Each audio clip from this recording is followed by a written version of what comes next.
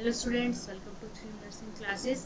आप सभी स्टूडेंट्स ने आरएमएल मेंस की प्रिपरेशन ऑलरेडी स्टार्ट कर दी होगी क्योंकि आप लोगों के पास अभी टाइम बहुत कम बचा है। लेकिन कुछ ऐसी बातें हैं जो आपको प्रिपरेशन में हेल्प करेंगी।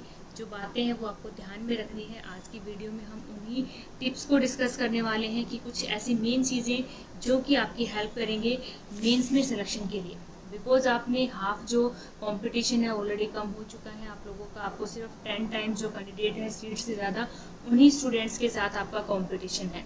लेकिन उनसे भी निकल के आपको सीट को सिक्योर करना है। प्रिपरेशन आप ऑलरेडी प्री के लिए भी की होगी, मेंस के लिए भी आप कर रहे हैं, बट कुछ ऐसी इंपॉर्टेंट बातें हैं जो आपको ध्यान में रखनी है प्रिपरेशन के लिए। तो ऑलरेडी हम पहले वाली वीडियो में हम डिस्कस कर चुके हैं कि क्या इसका सिलेबस रहने वाला है। कि सबसे बड़ी जो चीज़ होती है, मेजर जो थिंग है कि हमें पता होना चाहिए जिस एग्ज़ाम की हम प्रिपरेशन कर रहे हैं उसका सिलेबस। तो ऑलरेडी ये डाउट था सभी स्टूडेंट्स में कि मैम इसका सिलेबस क्या रहने वाला है। तो सिलेबस ऑलरेडी क्लियरिफाई हो चुका है कि इसके अंदर जो 60 क्वेश्चंस हैं वो किसके रहने वाले हैं डियर स्टूडेंट्स, वो नर्सिंग के रहने वाले हैं। और जो 40 क्वेश्चंस हैं वो किसके रहने वाले हैं, नॉन नर्सिंग के रहने वाले हैं।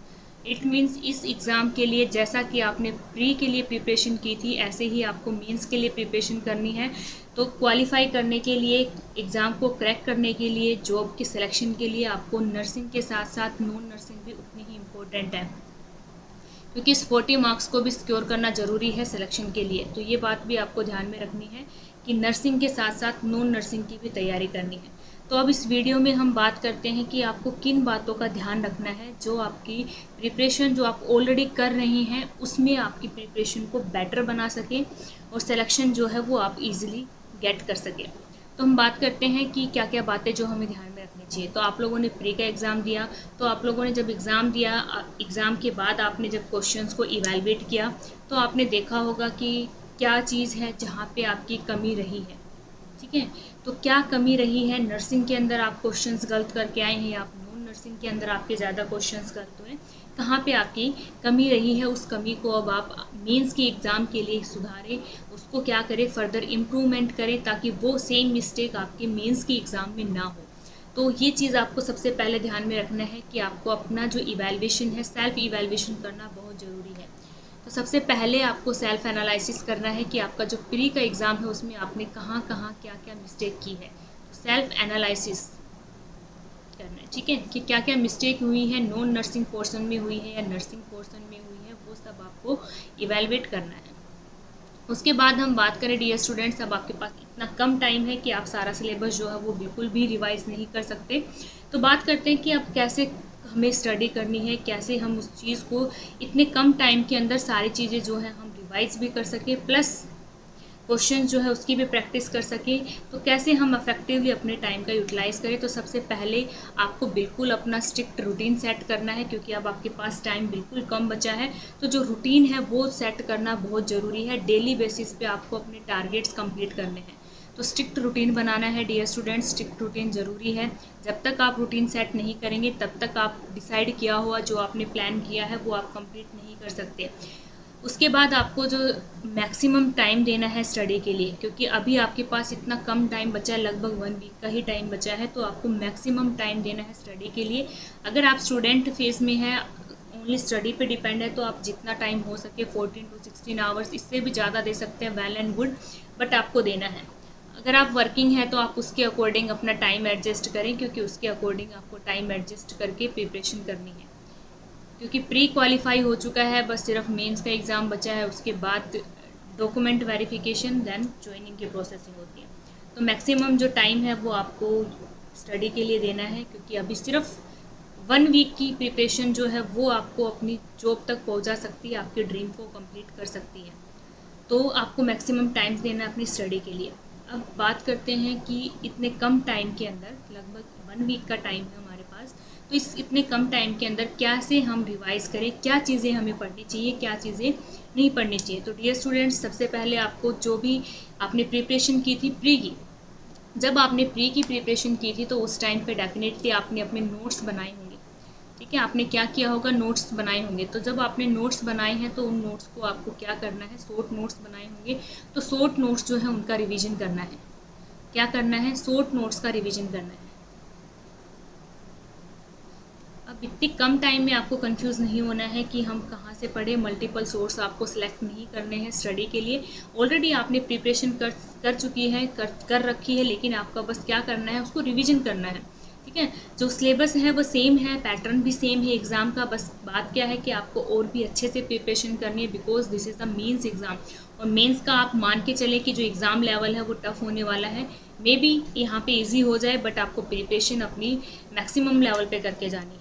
ठीक है, तो शॉर्ट नोट्स जो है आपने बनाए होंगे, या तो आप सेल्फ स्टडी कर रहे हैं तो सेल्फ स्टडी के नोट्स होंगे, या फिर आपने कहीं से कोचिंग की है तो कोचिंग के नोट्स होंगे।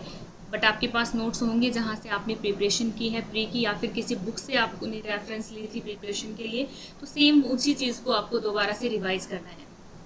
ठीक है, नए ऐसा कुछ नहीं है कि आपको नए नोट्स पढ़ना है, कुछ स्पेशल पढ़ना है, उन्हीं को आप रिवाइज करें। बट थोड़ा सा रैपिड रिवीजन करना है, बिकॉज आपके पास टाइम बहुत कम है, इसलिए रैपिड रिवीजन करना जरूरी है। तो ये चीज़ आपको ध्यान में रखनी है। रिवीजन क्यों ज़रूरी है, सिर्फ क्वेश्चंस अगर आप कर रहे हैं तो भी आपके लिए थोड़ा मुश्किल हो जाएगा। तो रैपिड रिवीजन करें, ताकि जो क्वेश्चंस है, टॉपिक रिवाइज होगा तो जो क्वेश्चंस है आप उसको ईजिली सोल्व कर पाएंगे। ठीक है, तो आपको सोर्स नोट्स हैं जो आपने बनाए होंगे अपनी प्रिपरेशन के टाइम पे, उनको आपको रिवाइज करना है। इसके अलावा अगर हम बात करें कि और क्या करना चाहिए आपको, जो इम्पोर्टेंट टॉपिक्स हैं हर एग्ज़ाम के लिए, नर्सिंग कंपटीशन एग्ज़ाम में कुछ ऐसे इम्पोर्टेंट टॉपिक्स होते हैं। चाहे कोई भी एग्ज़ाम हो, किसी का भी आप एग्ज़ाम दे रहे हैं किसी भी इंस्टीट्यूट का, तो वहाँ से क्वेश्चंस आते ही आते हैं।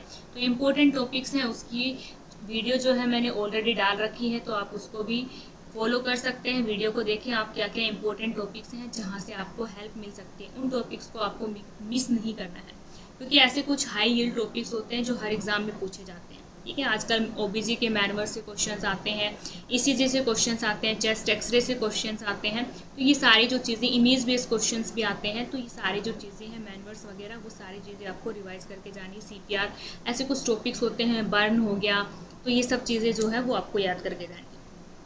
तो शॉर्ट नोट्स रिवाइज करो, इंपॉर्टेंट टॉपिक्स को रिवाइज करो। उसके साथ साथ आपको क्या करना है डियर स्टूडेंट्स, टाइम इतना कम बचा है कि आपको इस कम टाइम में सब चीज़ें मैनेज करके चलना है। तो इसके साथ साथ इंपॉर्टेंट टॉपिक्स जब आप रिवाइज कर रहे हैं, शॉर्ट नोट्स रिवाइज कर रहे हैं, तो क्वेश्चंस की भी प्रैक्टिस करें। क्या करना है, क्वेश्चंस की प्रैक्टिस, जो कि बहुत ज़रूरी है प्रिपरेशन के लिए। Questions practice is the must. तो आपको क्वेश्चंस की प्रैक्टिस जितना ज़्यादा हो सके आप उतना टाइम निकालें क्वेश्चंस की प्रैक्टिस के लिए। ठीक है, क्वेश्चंस की प्रैक्टिस के लिए जितना ज़्यादा हो सके उतना आपको टाइम निकालना है, बिकॉज क्वेश्चंस की प्रैक्टिस से ही आपको पता लगेगा कि आपको जो क्वेश्चंस हैं उनको कैसे समझना है, किस टाइप के क्वेश्चंस आते हैं। तो क्वेश्चंस की प्रैक्टिस करें आप मैक्सिमम, अगर थ्योरी के साथ साथ 500 से 600 क्वेश्चन जो है डेली बेसिस पे करें। इससे ज़्यादा कर पा रहे हैं आप, अपने आपको टाइम दे पा रहे हैं स्टडी के लिए, वेल एंड गुड, आप उसको भी टाइम दीजिए। क्वेश्चंस के साथ साथ अब एक चीज़ जो आपको समझना ज़रूरी है, ऑलरेडी आप उस चीज़ को देख चुके होंगे जब आपने प्री की प्रिपरेशन की है, कि जो आरएमएल के प्रीवियस ईयर क्वेश्चन पेपर्स हैं, ठीक है, जो प्रीवियस ईयर क्वेश्चन पेपर है, आप उनको भी एक बार रीड करें, उनको भी स्टडी करके जाएं, ताकि आप लोगों को समझ में आए कि आरएमएल जो है वो किस पैटर्न से क्वेश्चन पेपर देता है, कहाँ पर ज़्यादा फोकस करता है।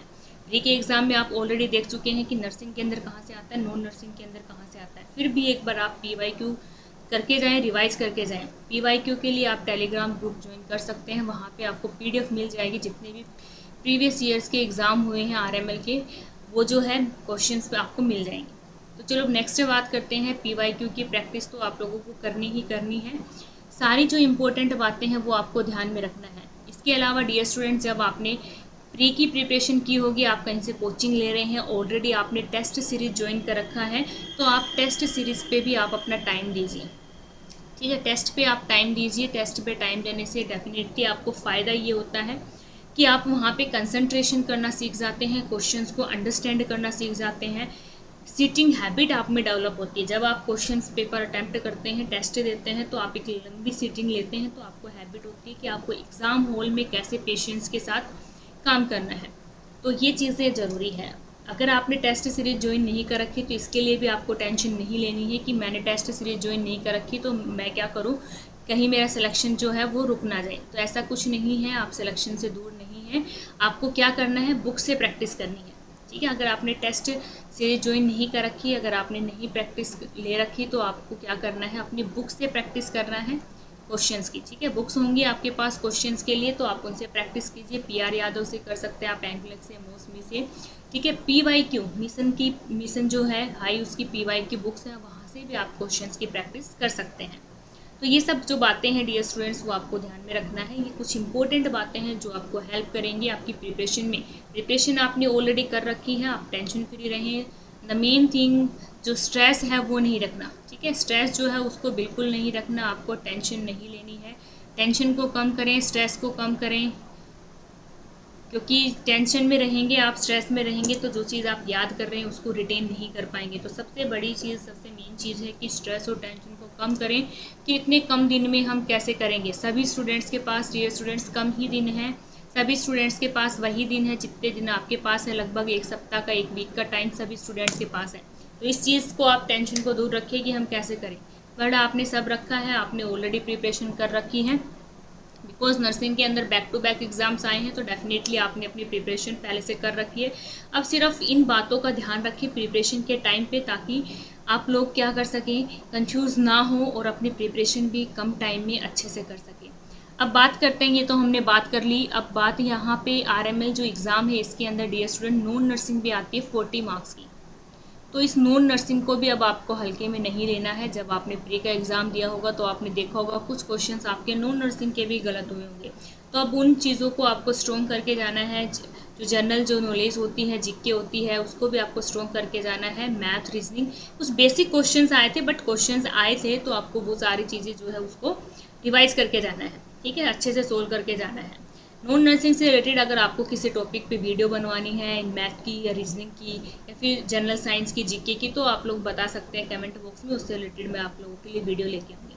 ऑलरेडी मैंने कुछ वीडियो जो है प्रीवियस नॉन नर्सिंग के हर एग्ज़ाम के अंदर जो नॉन नर्सिंग का पोर्शन आता है उसके क्वेश्चन सोल्व करवाए गए हैं, तो वहाँ से भी आप हेल्प ले सकते हैं। क्योंकि यहाँ पे 40 मार्क्स बहुत ज़रूरी है डियर स्टूडेंट्स सिलेक्शन के लिए।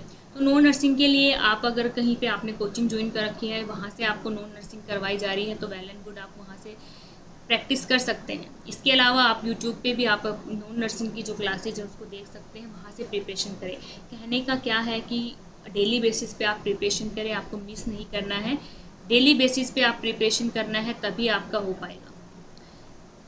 क्योंकि नॉन नर्सिंग 40 मार्क्स की है, तो अगर आप ऐसा सोच रहे हैं कि एक दिन में करके या 2 दिन में हमारी नॉन नर्सिंग क्लियर हो जाएगी, तो ऐसा नहीं है। आपको प्रैक्टिस करना है। बिकॉज अगर 10 या 20 क्वेश्चंस आ रहे हैं तो ठीक है, आप उनमें से अगर 20 क्वेश्चंस आ रहे हैं, 10 क्वेश्चंस आप करके जा रहे हैं, तो भी आपको लगता है कि हाँ 50% कर रहे हैं। लेकिन 40 क्वेश्चंस बहुत ज़्यादा हो जाते हैं, उसके लिए आपको टाइम देना ही पड़ेगा नॉन नर्सिंग के लिए। तो आप अच्छे से नॉन नर्सिंग के लिए भी टाइम दें। जितना यहाँ पे नर्सिंग इम्पोर्टेंट है, उतना ही नॉन नर्सिंग भी इम्पोर्टेंट है।